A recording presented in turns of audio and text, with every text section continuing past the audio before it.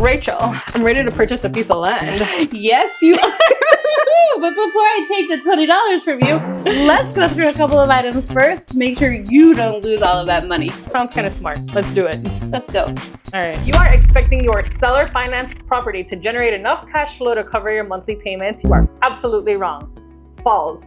Not gonna happen. The reason why is because seller financing typically requires you to put down at least 50% of the down payment, and the time span is usually anywhere from 3 to 5 years. Not only that, the interest rate is also typically anywhere from 8% to 10%, which means that you will have large monthly payments to cover. Just for comparison, your standard mortgage in the United States or Canada tends to be over 30 years at a very low interest rate from anywhere between 2 to 5 or maybe 6%. So that's a huge difference here in Belize. So if you are expecting to purchase a property via seller financing and you expect it to pay for itself, not gonna happen. Myth number 2, that you'll be saving a bunch of money by not working with a closing agent or attorney. And no, I would never ever recommend that. You do want to have that legal representation, especially as a foreign buyer. It is going to be very important for you to have that third party to act as your escrow company, and also to do things like title checks. You want to make sure that they are looking at the property, making sure it's free and clear of any encumbrances or liens or charges against the property, and it's a great service. It could cost you more money if you don't use a closing company or closing attorney. For example, you'll absolutely be wanting to use a closing company or an attorney if you're buying pre-construction or under construction property, especially condos.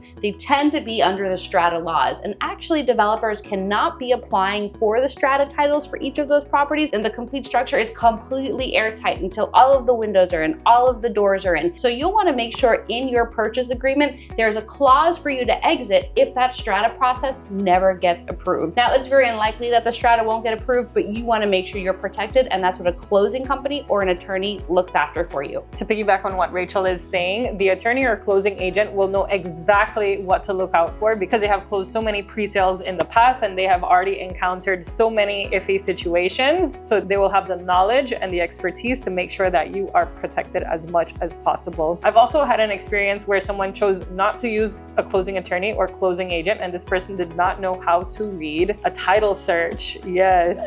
Yeah, I put the buyer in a bad situation because actually the property had to go to probate court. So they couldn't actually put an offer on that property. Luckily, everything worked out. Nothing terrible happened. But these are just a few of the examples as to why you should use a closing attorney or closing agent. It will definitely save you money in the long run. It's not worth it to take shortcuts. Myth number 3, all real estate agents are licensed. This is false, not true. In fact, there are several real estate agents out there who have no experience, no knowledge. They join a brokerage, they expect to be trained, and actually nothing happens in the end. So you are gonna wanna make sure you hire a qualified and experienced real estate agent. What makes them qualified? First of all, years of experience. How long have they been in this industry? Second of all, which brokerage are they with? Because we have brokerages that very much nurture and grow their agents, and we have brokerages that just exist to take their money. That's the truth. You also want to make sure that your real estate agent has lived in the area for a long time, because they will know your true hurdles, your true cost of building, your true cost of purchasing. They can give you true real-time data and analytics, and they will just be invaluable to you. So do your research when choosing a real estate agent. And I will say, one question to always ask when you're interviewing real estate agents is, do you work with other real estate agents? Do you work with other real estate companies? I know so many real estate agents or companies that are only laser focused on their listings, and they only are going to sell you their listings. But we understand, I think at Premier and Luna, we understand that our listings may not fit your cup of tea. It may not fit exactly what you're looking for. So for us, it's more important to ask you what you're looking for, and then help find the options whether it's our listing or not. So make sure the real estate agent that you're working with will co-broke and work with any of the other companies here. That's very important. You want to make sure your real estate agent has integrity and is truly looking out for your best interest versus the commission they will get in their pocket. I've seen agents sabotage deals. For example, I recently had this experience where the agent had recently lost a listing, but another buyer's agent came to him instead of coming to my company, which now had the listing, and he wanted to coerce my seller to work with him and put us out of the deal. If my seller wouldn't do that, then he wouldn't put in the offer with us. In the end, it ended up working out, thankfully, and he was removed from the deal completely. But we do have situations where both the buyer and the seller are losing out on a good deal because they use a bad agent. Myth number 4, infrastructure is guaranteed to go in at the timeline that it is presented. No, this is an absolute myth. Just understand we're in Belize time. So while an idea may get presented, infrastructure may get presented, it is likely going to take more time than anticipated to get that infrastructure completed. So if it is so critically important for you to have that infrastructure in by the guaranteed date, you may want to look at a property that already has that infrastructure in to service your needs. Depending on your strategy, because there are several strategies that you can take, it is possible to purchase an undeveloped piece of property and then you play the long game. You sit around, you wait, and you watch it appreciate over time. Then you flip it immediately, or you develop on it and then you flip it. But just know that infrastructure is not a given. And not guaranteed. Yeah. Myth number 5, that Belize has zoning. We in fact do not have zoning. It would be up to the developer to establish zoning rules and specific areas. And if there is no developer in the neighborhood, it's kind of a free-for-all. You have to just go based off of the existing title and see if there are any covenants or what it says regulating the area. For example, we have properties in Eden Isles, and most of the properties there, they were owned by one developer. Once he subdivided everything, he decided to put covenants and codes stating that you cannot build commercial property on these pieces of land that are purchased. However, that is not very common on Kikocker, at least. And not so much here either. You know, typically, unless you're buying within a planned community, planned development, there are no covenants and codes. So you could buy the most beautiful piece of property. You could put a multi-million-dollar structure up next to it. And if there's a vacant piece of land next to you, you can just imagine that anything is going to get built. Now, you do have to remember, if it's another beachfront property, it probably has a prime price tag. So you could assume it's going to be something that's nice, but you could also assume if it's a large acreage that somebody could come in and subdivide it into smaller parcels and you could have all of that next to you. So you just have to think ahead, and you will see here, because there is no zoning, it's not uncommon for there to be a single family home next to a AC repair shop, next to a golf cart shop, and then next to that there's a duplex, and next to that there's a golf cart washing company. So it's just a variety of businesses all within the same street. But my best piece of advice to somebody who's looking at raw land is to try to buy as much of the raw land around you as possible if you have the means, because then you can really control the build and control what's getting built next to you. The biggest complaint I get is about noise and restaurants or nightclubs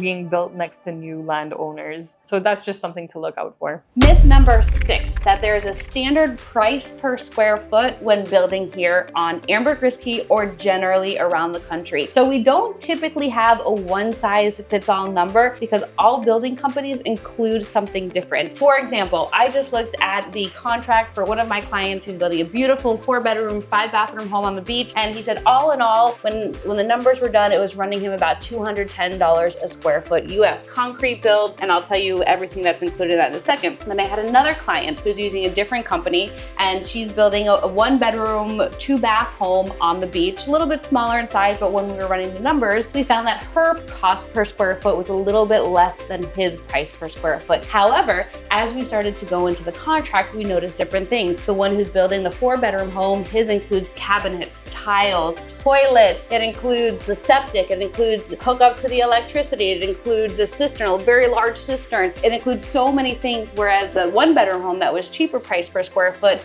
does not include all of those extras. So there's not necessarily a specific formula when it comes to price per square foot, but I will recommend shopping around, talking to different contractors and construction companies, and seeing who best fits with you. I can tell you, for the ones who are doing the 1-bedroom home, for them it wasn't as important to have everything included because they're planning to be down here. They're going to be wanting to do custom cabinets. They want to do things a little bit more custom than perhaps the first contractor was able to do. Myth number 7, purchasing an existing business in Belize is going to be easy. It already has cash flow. I already have so much experience in the industry, and I'm actually just going to make a lot of money because I know a lot more. Well, that is false, because the first thing that I notice when people purchase a business here is that they do not factor in the work culture that we have in Belize. First of all, if you have an employee that shows up to work, big deal. Second of all, people are motivated by money, but not as much as you think. They're not as money driven as in the US or Canada. So you really need to understand the cultural difference, and you need to understand what motivates them. Number 2, not all businesses here have a point of sale system. A lot of them actually still write down orders. If you're talking about a restaurant, they write down orders on pen and paper. So you have to just be a bit flexible when looking for what kind of business to purchase here. Third of all, you need to really understand the industry that you're buying into. you better understand it in and out in your country, and then you need to speak to the current owner in Belize and find out what their struggles are. Number 4, paperwork or getting anything done here is very slow and time consuming. Registering your business, that's not too bad, but opening your business bank account, Getting your trade license, getting your liquor license. trade license, liquor license. It It's a takes slow time. process. It Yeah, does. applying for your TIN number. There are a lot of things you need to do. It's not going to happen overnight. It's very slow. There's a lot of bureaucracy involved. So just be aware of these things when purchasing a business in Belize. And I will add to that, being here in person to operate the business is an absolute game changer. I know so many times when people come down to Belize, they're not quite ready to retire here. They're looking for opportunities. They want that passive cash flow. However, what they don't consider is exactly what Giselle mentioned, which is the work culture, the ethics, what goes on when the boss isn't here. And it tends to not always be as favorable if you're not here or have a very trustworthy person that you, of course, can trust to be your eyes and ears while you're not on the ground. I will tell you, businesses with personalities, especially bars, restaurants, tend to do far better than a business that has an absent owner or an absent manager and is not there for the interface. In Belize, it's a relationship-based country, and I think that's what draws so many tourists down here, is how open and welcoming the locals are. So you will find that if you are here and you have a business, it is going to tend to do better than businesses that have the absent owners. With Belize real estate on your mind, you want to make sure you're working with the right people who want to ensure you are educated. Giselle is on Key Conquer, I'm here on Ambergris Key, and we're here to make your real estate journey as smooth as possible. We have a handful of resource guides, which we'll put links in the description below, but more importantly, we want to have the chance to talk to you, understand your goals, and see how we can best help you accomplish those. Feel free to reach out to us at our email addresses. We will put those in the description below. We'll also put them up here so you can contact us. And folks, we look forward to hearing from you and seeing you here in paradise soon. Bye, See you in the everyone. next video.